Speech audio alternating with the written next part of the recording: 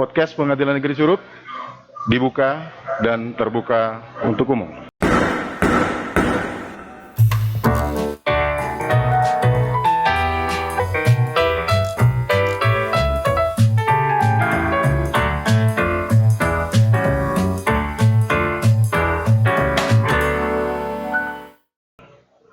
Assalamualaikum warahmatullahi wabarakatuh. Salam jumpa kembali dengan saya Rian Robson dalam podcast Pengadilan Negeri Curup. Podcast kali ini merupakan podcast yang sangat spesial karena hari ini kita kedatangan tamu yang sangat luar biasa, Bapak Ketua Pengadilan Tinggi Bengkulu, Bapak Dr. Muhammad Eka Kartika EM, SH MHum. Selamat datang Pak di podcast Pengadilan Negeri Curup. Terima kasih, saya sudah diundang ke podcast Pengadilan Negeri Curup. Selamat pagi. Mohon boleh dibuka Pak maskernya, biar kelihatan mukanya kita Pak. Baik, sebelum saya masuk pertanyaan yang agak serius, kita sampai dulu Pak. Iya, lu jangan gugup. Siap.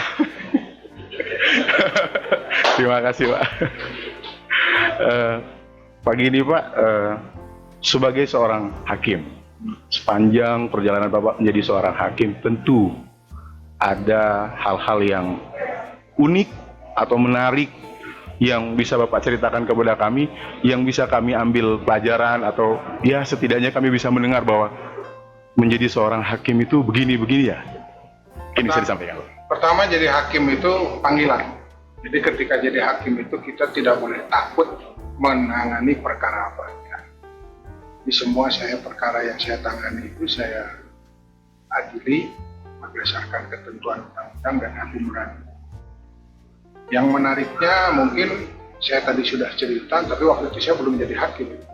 Ketika jadi hakim tidak ada hal yang bisa disebut menarik dan tidak menarik karena saya terikat kode etik.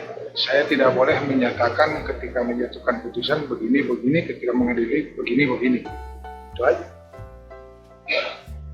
Jadi uniknya di situ ya Pak. Jadi ada uniknya karena begini, hakim itu terikat kode etik. Kode etik. Jadi tidak boleh mengekspos perkara yang dia tangani sendiri ke pihak luar. Jadi cukup pihak luar kalau tahu lihat di putusan. Lihat di putusan aja. Jadi yang apa istilahnya itu Pak? Silent corpse gitu ya Pak? Ya, silent corpse.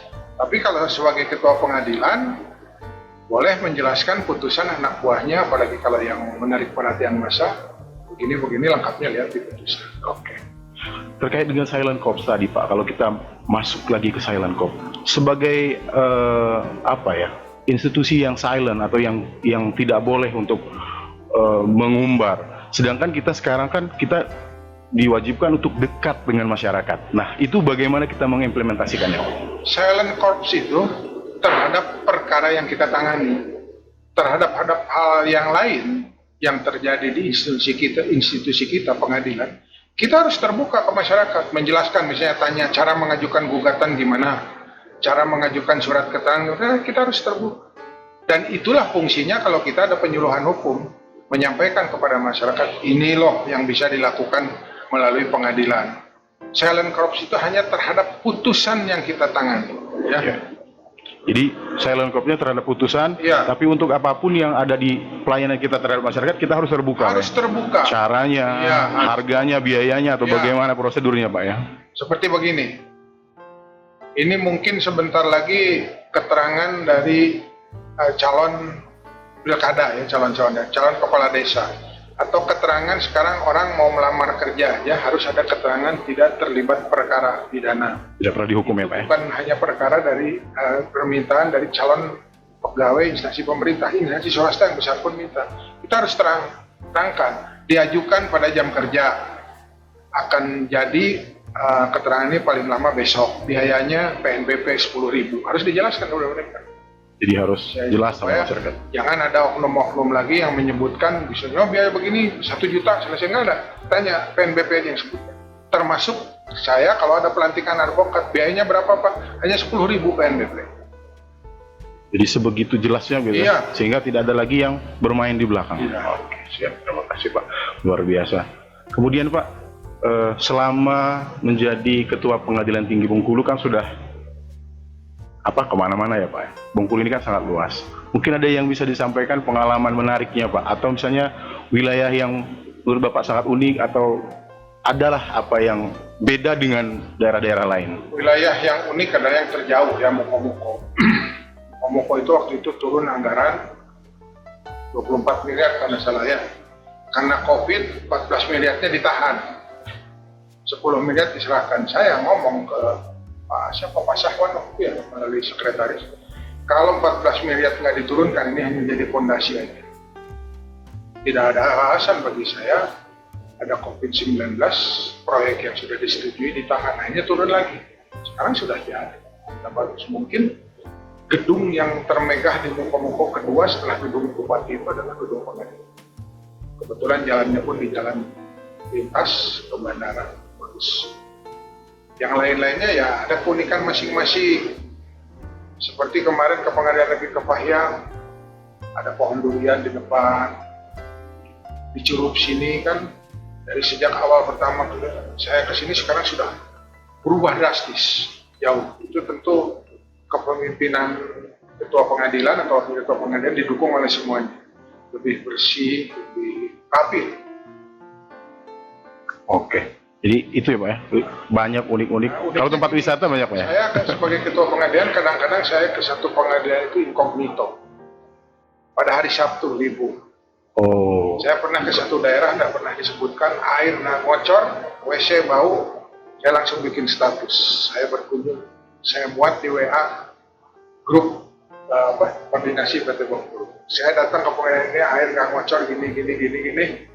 Alasan Pak panitranya nggak mau tahu, saya nggak mau tahu, perbaiki itu sehingga air bisa berjalan diperbaiki.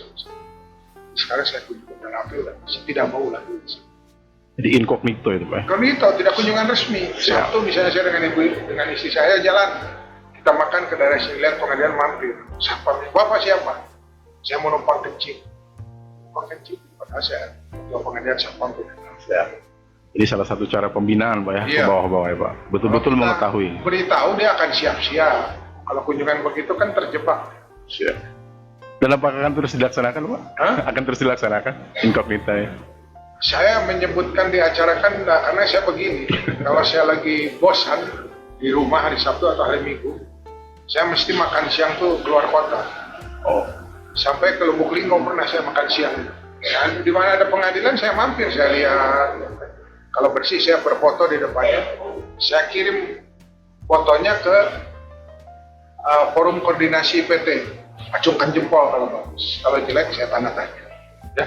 Jadi langsung ya Pak ya pada saat ya? Yang ketuanya biasanya kaget. Siap.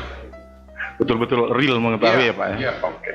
Terakhir Pak, mungkin pesan dan kesan juga untuk Pengadilan Negeri Curup, sekaligus juga pesan untuk masyarakat secara umum, khususnya juga masyarakat Kabupaten Rejang Lebong Pak. Nah gini ya, saya berkunjung ke Pengadilan Negeri Curup ini kedua yang resmi.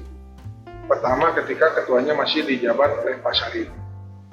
Itu waktu itu sedang giat-giatnya dia akreditasi. Itu belum seperti ini. Sekarang saya datang itu sudah jauh perubahan. PT SPI sudah bagus, gedungnya rapi, halamannya pun bersih. Jadi dengan gedung yang nyaman ini otomatis nanti pencari keadilan juga akan merasa nyaman. Jadi perlu dikemukakan kepada masyarakat melalui spanduk, tapi yang penting melalui penjelasan di radio daerah di mana bahwa Pengadilan Negeri Bengkulu ini siap melayani masyarakat. Pengadilan Negeri Curup ini siap melayani masyarakat dan biayanya harus disebutkan supaya tidak panjang biaya perkara kalau ini gimana. Terutama perkara kalau prodeo gimana prosedur jelaskan. Siap. Kalau ada yang tersangkut pidana dia pengen pakai pengacara tapi itu harus jelaskan kalau kita sedia. Siap. Cukup ya Pak? Cukup. Ya. Oke.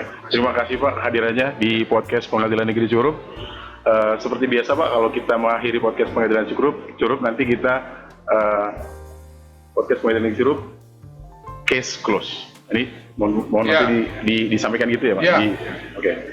Demikian podcast spesial kita Pengadilan Negeri Curup pada saat ini. Marilah kita akhiri dan kita akan tutup dengan podcast Pengadilan Negeri Curup case close.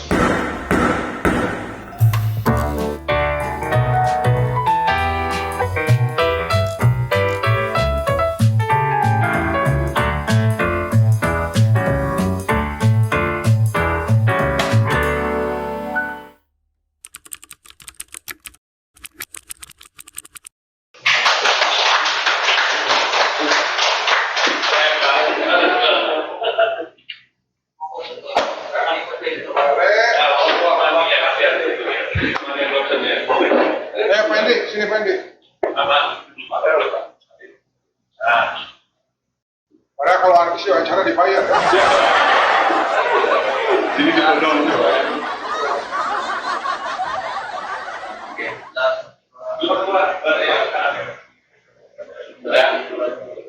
Ayo Pak Ketua.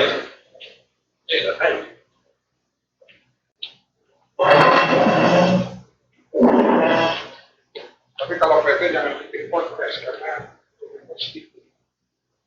Aduh.